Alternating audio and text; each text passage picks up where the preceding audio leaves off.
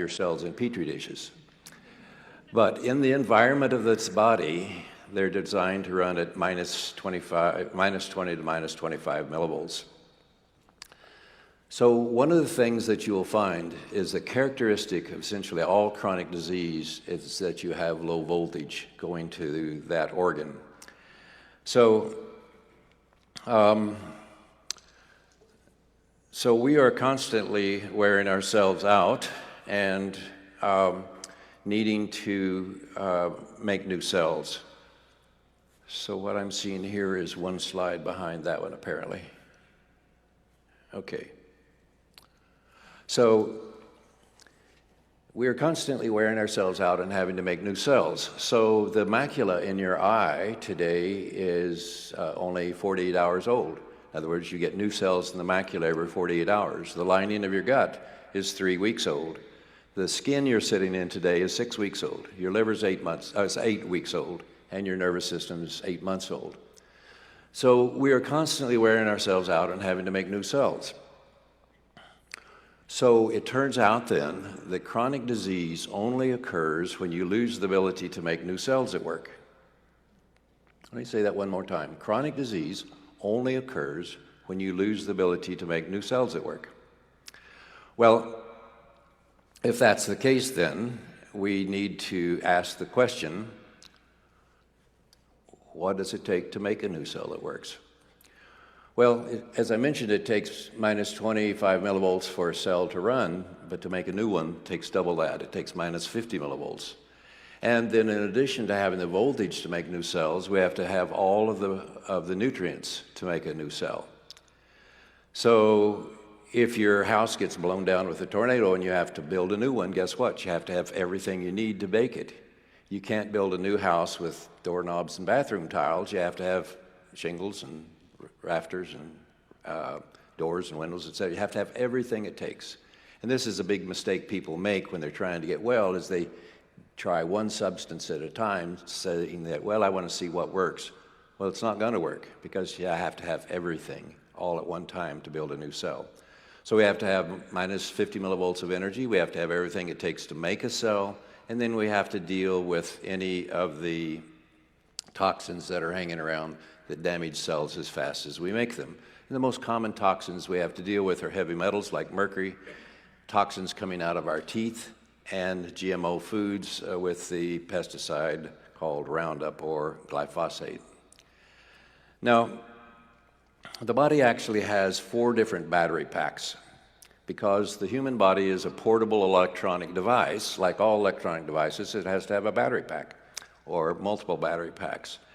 And so the reality is that we have these 4 different packs. Now, the largest one of all is our muscles. Now, our muscles are piezoelectric, and for those of you who aren't physicists, that funny word piezoelectricity means that if you stress a substance and it emits electrons, that's called piezoelectricity.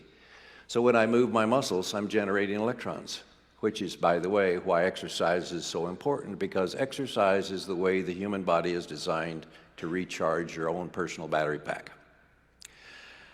But the reality is also that our muscles are rechargeable batteries. And so we have then these large muscles, which are our main batteries. And then these muscles, battery packs, are all hooked to our cell membranes. Now, cell membranes are capacitors. So what is a capacitor? Well, a capacitor is a small battery. And the way our cell membranes are designed is with a couple of opposing layers of funny fats called phospholipids. And these fats have a ball and then 2 legs. Well, the balls are electron conductors and the legs are insulators. So when you put them like this, you have 2 conductors separated by insulator, which by definition is a capacitor, which means it stores electrons. And then inside the cell, we have a mitochondria. And inside the mitochondria, we have another rechargeable battery system. When that battery system is charged up, we call it ATP, and then as it gives away its electrons and discharges, we call it ADP. Well, because we have a rechargeable battery system inside our mitochondria, guess what else we need in there? A battery charger.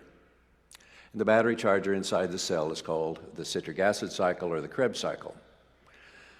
So the Krebs cycle runs on primarily fatty acids, and so as you put fatty acids through the Krebs cycle, it creates electrons, and for every unit of fatty acids that you put through the Krebs cycle, if oxygen is present, you get enough electrons to charge up 38 of these ATP batteries.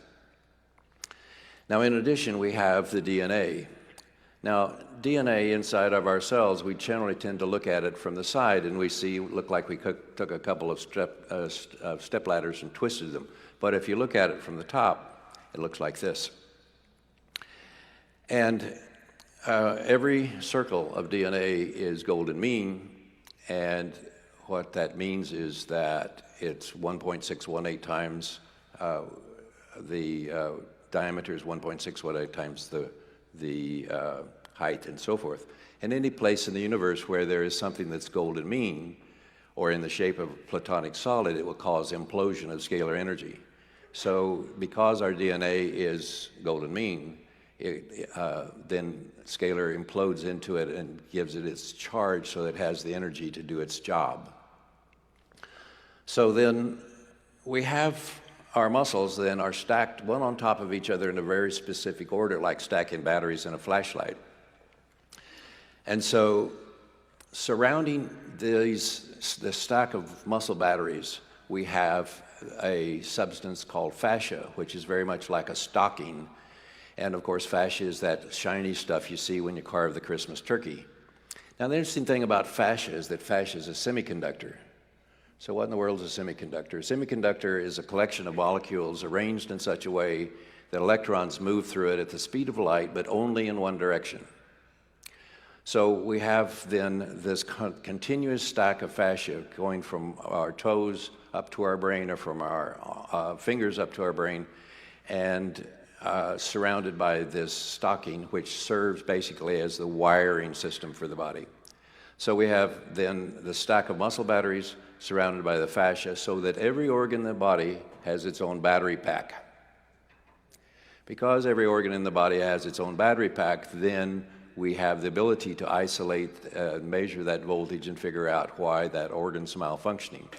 Now, a stack of muscle batteries is what's been called an acupuncture meridian. So an acupuncture meridian is simply a stack of muscle batteries. Now, so this is an example of an acupuncture meridian called the spleen meridian. And the spleen meridian, oops, go back the other way. There you go. So the spleen meridian starts down in the big toe, goes up the inside of the leg, and then it goes, there's a special branch, as you can see, goes over to the female genitalia. Then it goes around the back where it gets the adrenal glands, the spleen and the pancreas. Then it goes on up into the neck and makes a loop and hooks into what's called the stomach circuit.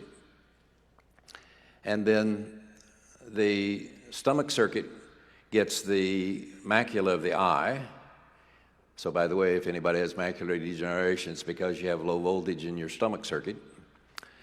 It powers the frontal lobes, which is the thinking part of your brain. Then it gets the thyroid, the breast, the stomach, the male genitalia, and then back down to the big toe, so it makes a loop. So we have 6 of these loops of muscle batteries that provide the 25 millivolts you need for the organs to work and the 50 millivolts to repair them. So chronic disease occurs when one of these muscle battery packs won't hold a charge. So then that leads us to the question, well, why won't that battery pack hold a charge? Well, there is a checklist that you can go through to try to figure out why it won't hold a charge. But basically, you have to look at thyroid hormone, because the thyroid hormone T3 controls the voltage of every cell membrane in the body, and T2 controls the voltage in the mitochondria. So you have to be sure and get the thyroid hormone levels correct. Then if you were to put a scar across one of these circuits, so if you put a scar across one of these muscle battery packs here, it's going to short it out and it'll drain off some of the voltage. So scars can be a significant problem. But the only scars that really take you completely down are those on the main line on your main cable. A scar across your knee or something will generally just lower it a few millivolts, but enough to cause some problems. In addition, emotions are stored in the body as magnetic fields. So if you have a magnetic field that's stuck in one of these muscle battery packs here, it's going to block the voltage so it won't go through. And then finally, dental infections are a significant problem because each of these circuits go through very specific teeth. So here you see that we have this main cable that goes up the back and down the front. And then from that main cable, you get the voltage coming from our arms and our legs. And they come up to these lateral terminals. And then from those lateral terminals, they go to this center one, and then it starts looping around the body. And as it loops around the back, it has the option then of going out and attaching to the ganglia that are up and down the spinal cord, which we call the autonomic ganglia. And then from the autonomic ganglia, it goes to every organ in the body. So that's the human body's wiring system and battery pack system. And so whenever you have chronic disease, you will have failure of one of these electronic systems. So you simply have to start out whenever you have some sort of illness, asking the question, so what's the battery pack to that illness? So if you have heart disease, you would say, what's the battery pack for the heart? Well, it's obviously the heart muscle battery pack. There are others that are not as obvious. For example, the example I gave you of spleen-stomach. The spleen-stomach circuit is the power supply for the entire endocrine system, the entire reproductive system in both males and females, the macula of the eye, and the thinking part of the brain. And of course, when that system goes out, which is one of the more common ones to go out, then you start having failure of those organ systems. So how do we know if the voltage is low in a circuit? Well, we have the ability to measure it with certain acupuncture points using what amounts to a specially designed ohm meter.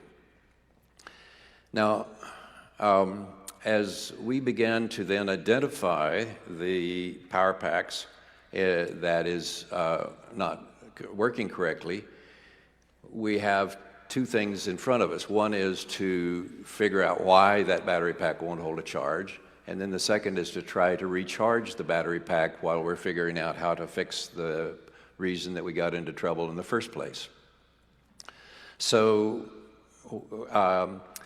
we have developed this device called a biotransducer that puts out both electromagnetic and scalar energy, and if you simply aim it at the failing organ, you can begin to recharge the cells in that organ itself.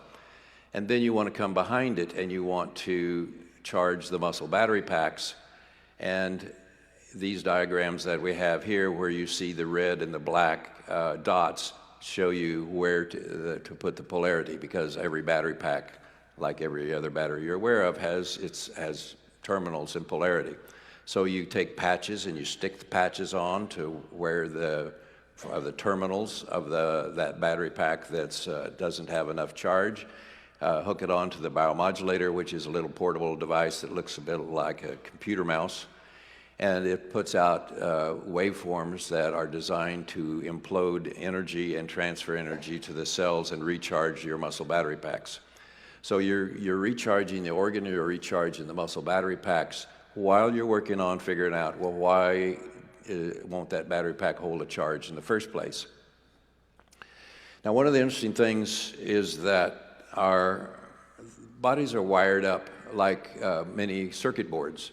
As you know, many electronic circuit boards use Tesla resonating circuits. A Tesla resonating circuit is a combination of a capacitor and a coil wired in parallel. And when you do that, it has the ability to communicate with other systems that are a combination of Tesla resonating circuits. So in the body, the lung is always wired to the large intestine, the heart's always wired to the small intestine, the spleen and pancreas are always wired to the stomach, the kidney's always wired to the bladder, and the liver's always wired to the gallbladder. Each of these create in a Tesla resonating circuit.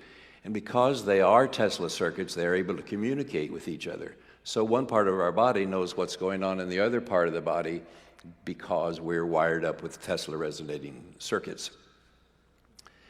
Now, all of these various circuits in the body go through very specific teeth. And so the teeth act like circuit breakers.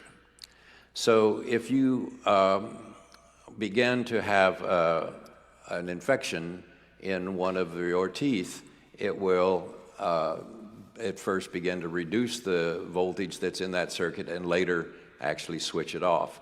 So the circuit we've been talking about, the spleen-stomach circuit, is the one that you see in yellow here. It's the upper molars and lower premolars.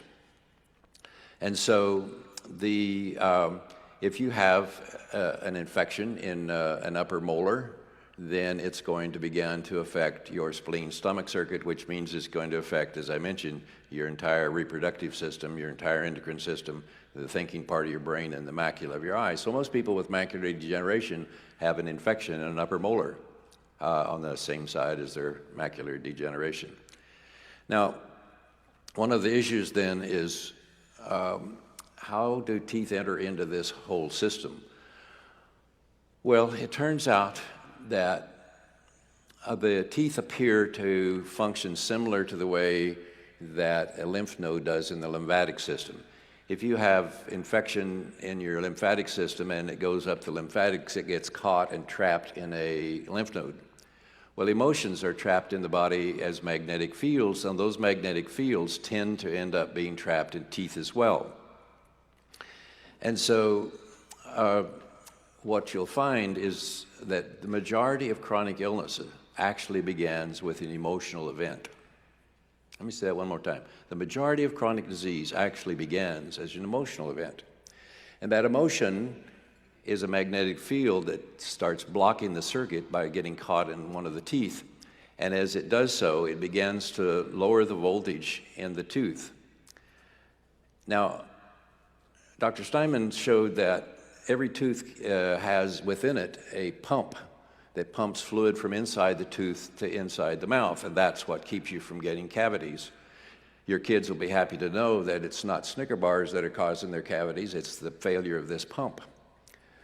So when the pump begins to fail, then infection comes from the mouth into the tooth and begins to cause decay.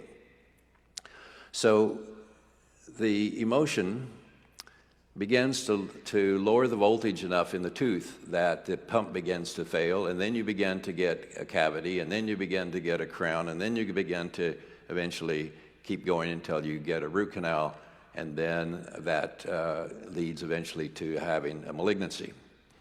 So again, most of the chronic disease begins as emotions. Now, obviously, there are some circumstances where that's not the case. If you were living in Tokyo when Fukushima blew up and you were radiated, obviously that's not necessarily an emotional event in the sense that you may not have known you just got radiated, but it's going to make you sick. But generally speaking, most of the emotions, or most of the chronic disease we have, we can trace back to an emotion that has blocked a particular muscle battery pack by blocking the tooth to get the gestalt of it. So what you will see is that the relationship, you'll see that here that a pH of 7.35 is the same as minus 20 millivolts, 7.44 is the same as minus 25.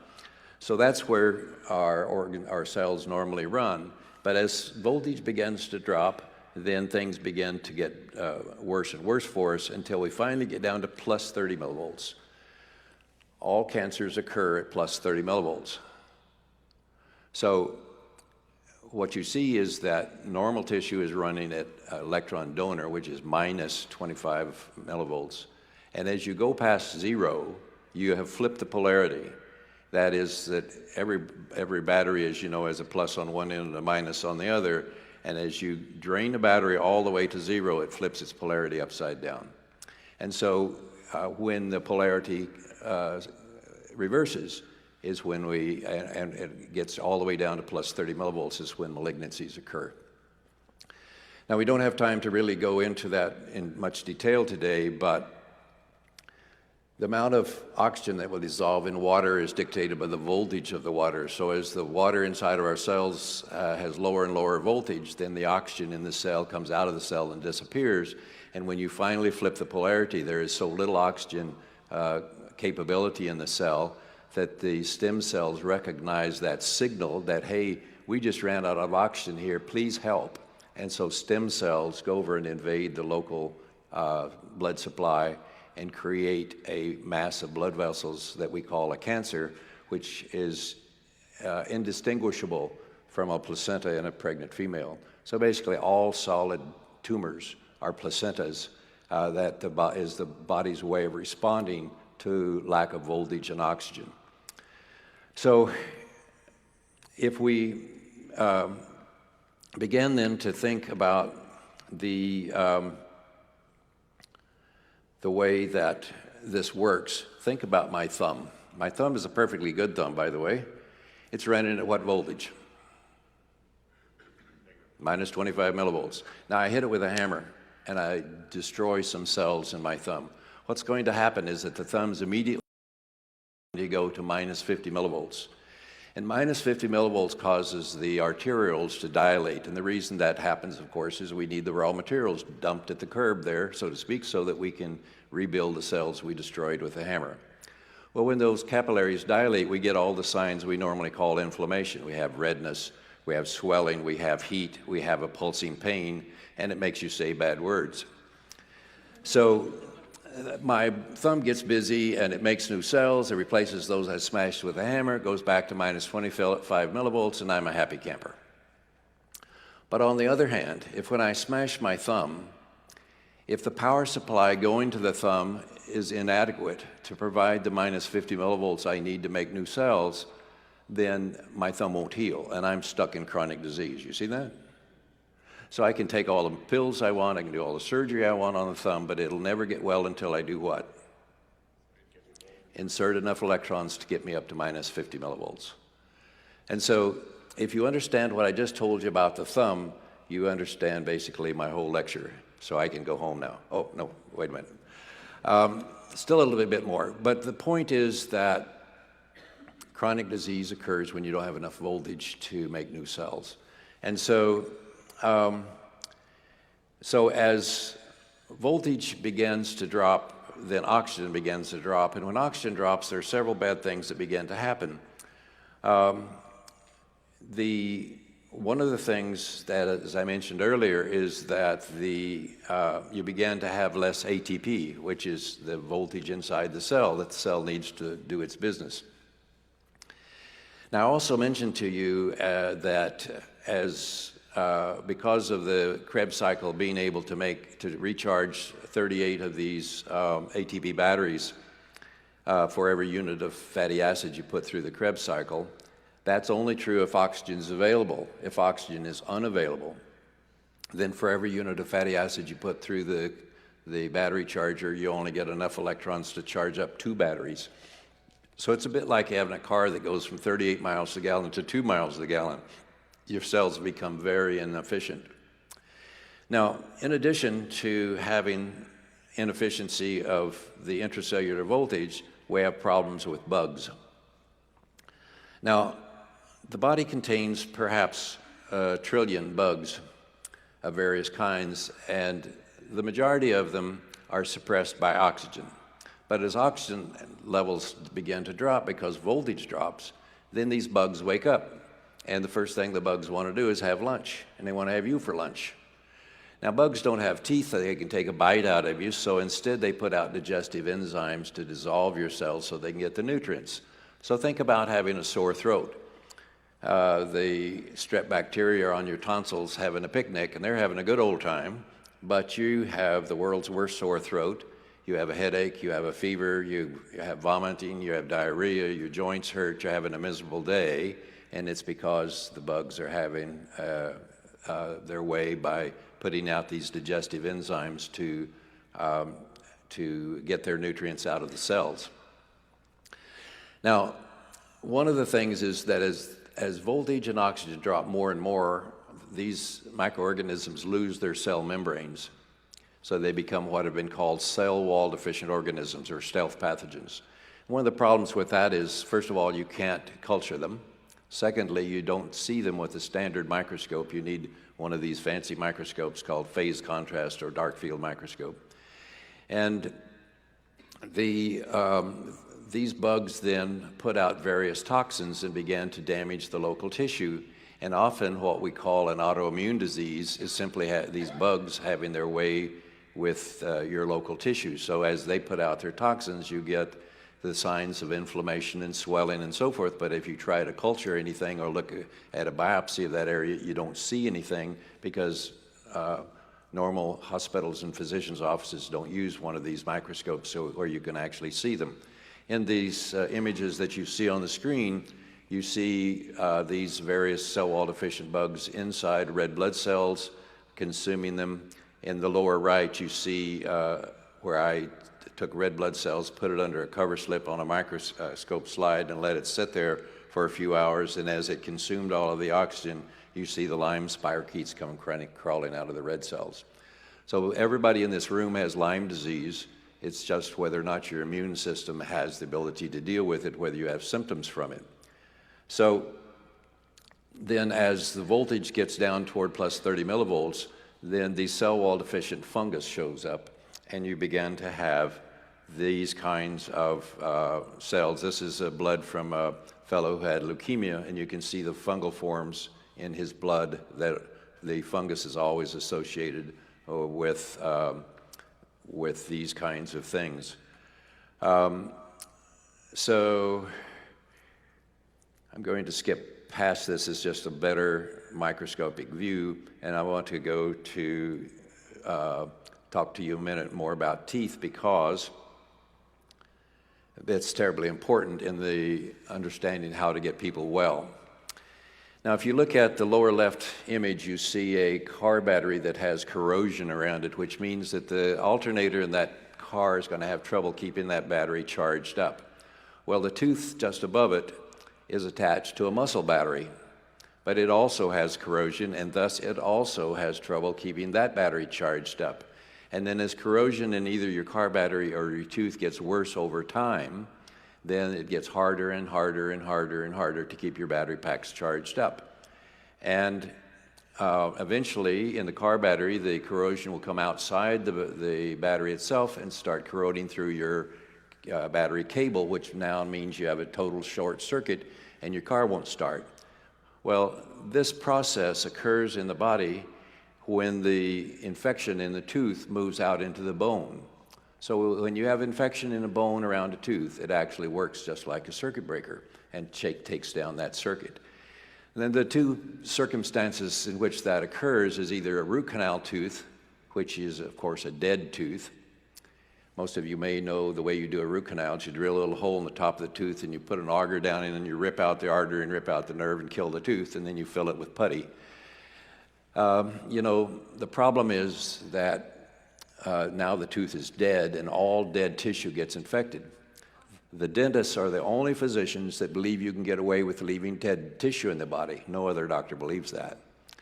So one root canal tooth shuts down 63% of your immune system.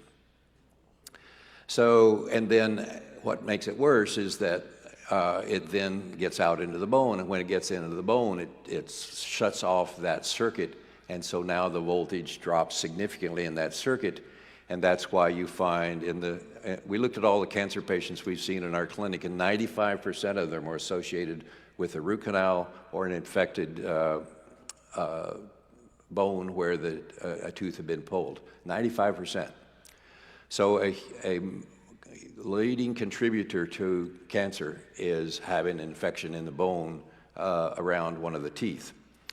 Now, in addition to root canals, there's a problem when teeth get pulled, because teeth are held into the bone by a ligament called the periodontal ligament. What dentists are trained to do is wiggle the tooth, make it loose, take it out, put a stitch in, quit, leaving the ligament behind. When you do that, it's very hard for the bone to heal because the ligament's in the way. And even if the dentist happens to be one who takes the time to scrape out that ligament, because the mouth's such a dirty place, oftentimes people get infection in the bone during the first few days of healing once a tooth's been pulled. So once you, and that's called a cavitation, by the way. So whether you have infection from a root canal or from a cavitation, it tends to shut down the circuit. And one of the problems is that infection in the bone then tends to move over and take out the next circuit. So a huge problem is that our kids are in high school, and they go to the dentist and they say, oh, you got to get your wisdom teeth out. It's that old thing of, well, if you go to Midas, you get a muffler. So a study came out last year showing that 65% of root canal extractions were unnecessary. Well, nevertheless, they get their wisdom teeth pulled, and now they start getting infection in that area. And the wisdom teeth circuit is heart, small intestine, but listen, it's the autonomic nervous system. Autonomic nervous system is the body's on-off switches. So all of a sudden, within days after getting their wisdom teeth extracted, the kids have lost their on-off switch, which means their body doesn't know how to control itself. Then over time, it begins to move next door and takes out the spleen-stomach circuit. Now remember that the spleen circuit is the power supply to the adrenal glands. So now soon they've lost their control panel, their on-off system, and then they lose their adrenals, so they can't deal with stress, and so they begin to become what many people say, oh, he's just a teenager. Well, no, he's not just a teenager. He's lost his ability, the whole way the body deals with stress. And so many of our kids hide themselves within electronics, because within the electronics, they have an on-off switch. In their body, they don't. So they can't deal with the real world anymore. And so they hide within their cell phone and their Game Boys or whatever you call them. Nevertheless, this is a huge problem. Now, when you lose, I only got 5 minutes left. So when you lose your ability to make adrenaline, you go down the following slippery slope. You have trouble going to sleep. You have trouble dealing with stress. You have trouble with your memory. And then you can't multitask. So you're sitting reading a book or watching TV and somebody says, hey, do you want mustard or mayonnaise? You become very annoyed because they interrupted you. But you don't have the mental horsepower to stay attached to whatever you're doing, so you detach, you pick mustard, you go back to your book, and now you can't remember your place, and you're even more annoyed. And then it gets to where you don't like any stimulus, so you don't like loud noises, loud music, rowdy crowds, can't be around people who are arguing. And eventually it gets to where you don't even want to be touched, you just want to sit in a corner and have people leave you the heck alone. And then your sexual equipment quits working, and then you can't go to sleep before 11, and when you wake up, you're still tired. All of that's due to the loss of the spleen power supply to your adrenals. Well, what I've just described, of course, is very destructive. If you can't deal with the life of the world, you can't be a good spouse, and particularly if your sexual equipment doesn't work anymore, then that's a big problem in a marriage. You can't be a good parent because kids make noise and want something from you, and you have nothing to give. You can't be a good worker. You can't be a good friend. You can't be good at much of anything, so your life's in the toilet simply because you've lost the spleen circuit that goes to the adrenal glands. And that's a huge problem in our society. Well, now, Eileen McCusick spoke earlier about mapping the field of emotions, and this is the traditional Chinese one, so that the various circuits have these various sorts of emotions get stuck in these various particular places or in the teeth that are associated with these. Dr. Banas published these, and of course, Eileen has published hers, which is this group of where things get stuck. And as far as erasing emotions are concerned, because emotions are a magnetic field, you can erase them with a stronger magnetic field. One of the laws of physics is if you take any magnet and you put a stronger magnet over it, then the weaker magnet assumes the characteristics of the stronger one. And so when you have these emotions that are stuck, you can begin to erase them in a variety of different ways. Now, there are various groups over the years that have looked at this subject and tried to figure out how to do it: EFT, Psych-K, emotion code, psychosomatic energetics, et cetera, et cetera. But certainly, we had developed one where you can, if you can think about emotion while holding onto these hand grips with your biomodulator, you could erase the emotion. But when we did that, we were doing in one emotion at the time. And of course, Eileen talked to you this morning about using her tuning fork to do it, which is very effective. What I have recently found is that if you treat the wisdom teeth, which treats your autonomic nervous system, then you can begin to knock out, you can not only change the polarity in all of your various circuits at one time, but also knock out many of the motions automatically. Now, a pendulum is actually like a single string on a guitar, and the weight on the pendulum makes the string taut. So when it's moved, it's actually resonating with whatever frequency the string is.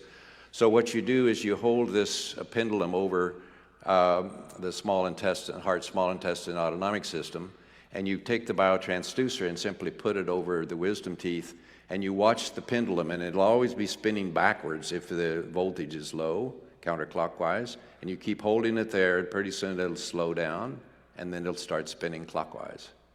And then you do the same on the other side, again holding the pendulum over the heart small intestine circuit, put the biotransducer over the autonomic system where you can access it with the tooth, watch it spin backwards and in the correct way, and now when you go back and check all of the circuits, you've corrected the polarity in every circuit, and many of the emotions that you had found out in the biofield are already gone as well. So, unfortunately, I don't have the time to talk to you about how we're wired up with polarity and with how our body's all golden mean and how implosion occurs. But if you're interested in those subjects, then we have some videos that will help you in that area. Plus, we'll be giving some demonstration. If there are any of you in the audience who happen to have an emotion, anybody here? We'll be doing some demonstrations in the breakout room.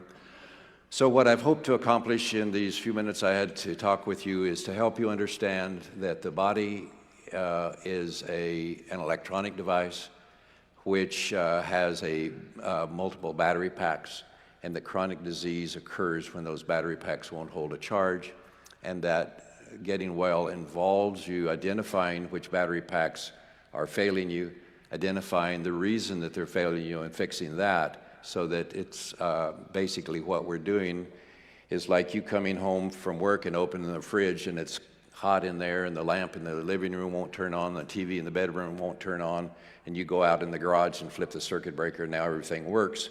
Well, that's the way we do medicine now, is we figure out which circuit breaker is out, go fix it, turn you back on, and let your body heal itself, which it does very well if it has the voltage, the nutrients, and deal with the toxins.